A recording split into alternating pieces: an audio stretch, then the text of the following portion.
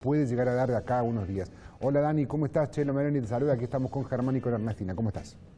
Chelo, Germán, Ernest, buenos días, ¿cómo les va? Un Muy gusto, bien. como siempre, estar conversando Bueno, con ustedes. siempre convocándote cuando hay lío y cuando hay incertidumbre. En la Bueno, buena no. nunca en la buena, nunca en la buena. Nunca para dar buenas noticias. No, claro. Yo le voy a dar una noticia. Cuando cerremos la nota, le voy a dar una noticia a Daniel que se va a enterar que lo incluye. Bueno. Lo incluye. Bueno, Dani, a ver, ¿qué análisis podemos hacer de esta situación? Bueno, vamos por partes.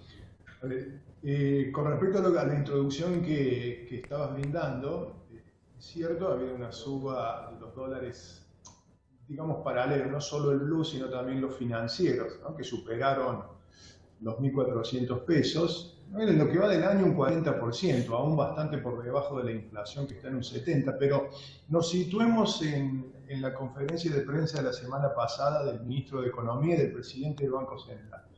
Allí hay como una causa, siempre las variables económicas responden a factores multicausales, no a una sola causa, pero nos enfoquemos en esa reunión que me parece que es lo primero o el antecedente más próximo. ¿Qué sucede allí? Tanto el presidente del Banco Central como el ministro de Economía anuncian que los pasivos remunerados del Banco Central, es decir, la deuda del Banco Central con los bancos, pasa ahora al Tesoro, es decir, al Ministerio de Economía. Lo grafiquemos para que todos lo entendamos. Supongamos el Estado tiene dos cajas, dos grandes cajas, el Tesoro y el Banco Central. ¿Cómo se financia el Tesoro? Con la recaudación de impuestos fundamentalmente y tomando deuda. ¿Cómo se financia el Banco Central? Emitiendo. No tiene otra posibilidad, no recauda impuestos. Entonces, cuando vos haces un plazo fijo, por poner un ejemplo bien práctico, los bancos, ¿qué hacen con ese dinero? En parte lo prestan al sector privado.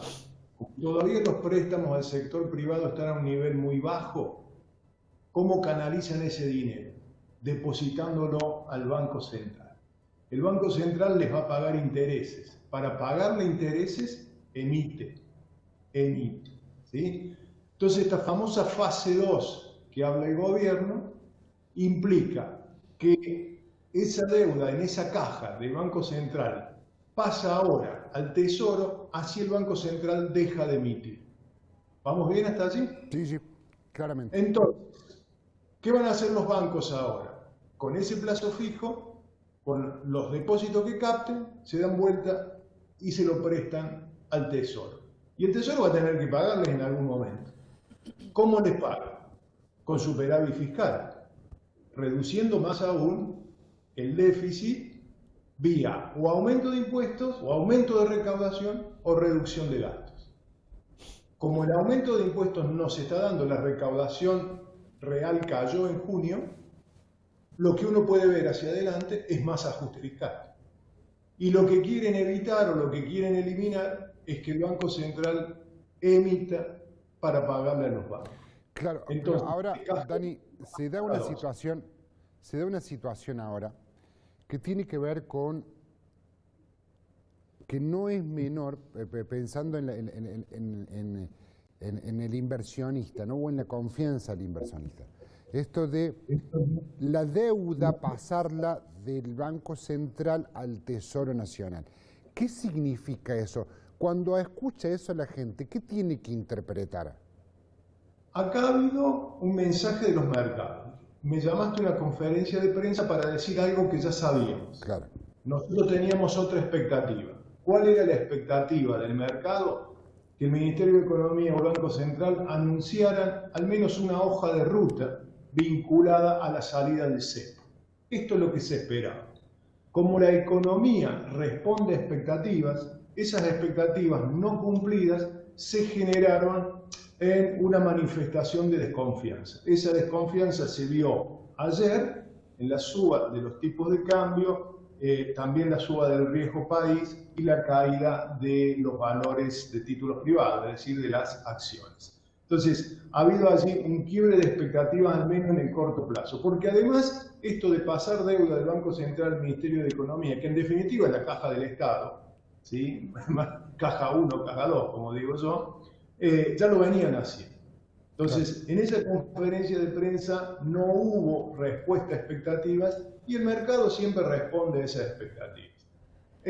A ver, ¿qué puede llegar a pasar? Bueno, que a partir de ahora el gobierno intente trazar un mapa de salida del cepo, paulatina, reducción de impuesto país, y buscar solucionar un problema que están teniendo, que es el flujo de dólares. El flujo de dólares no está siendo suficiente. A ver, ¿qué ve un inversor? ¿Qué ve un inversor en Buenos Aires, en Nueva York, en Londres? ¿Qué está leyendo?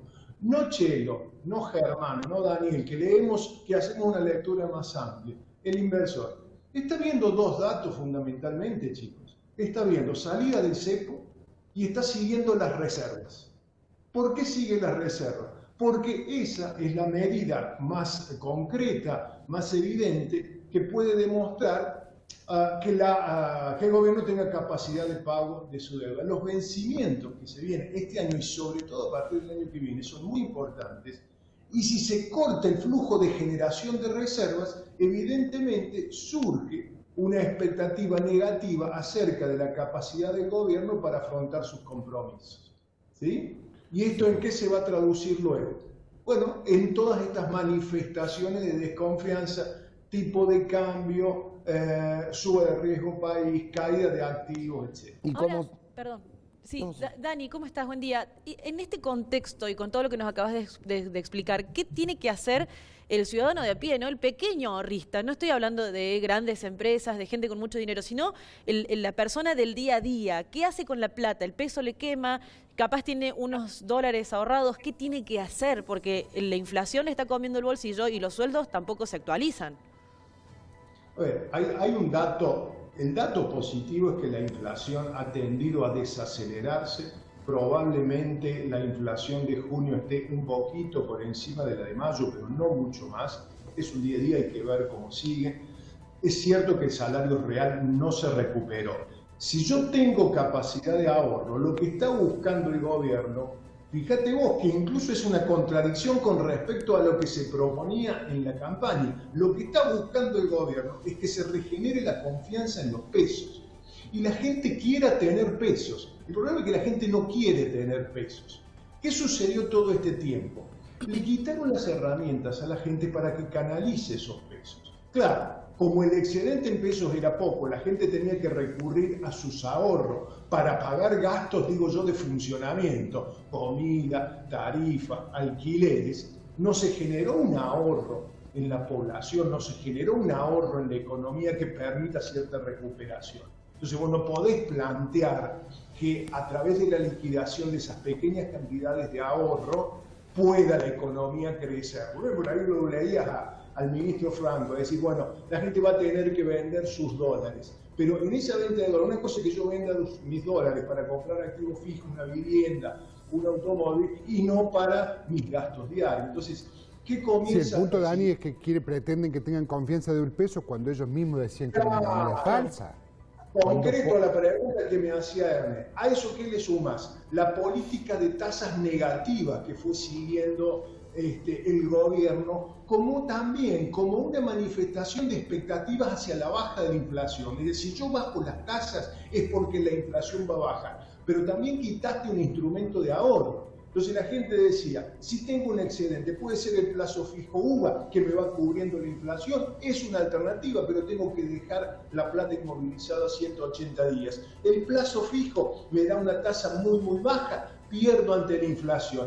Ante esta carencia de alternativas, el pequeño ahorrista vuelve a ver al dólar, que lo percibe como atrasado.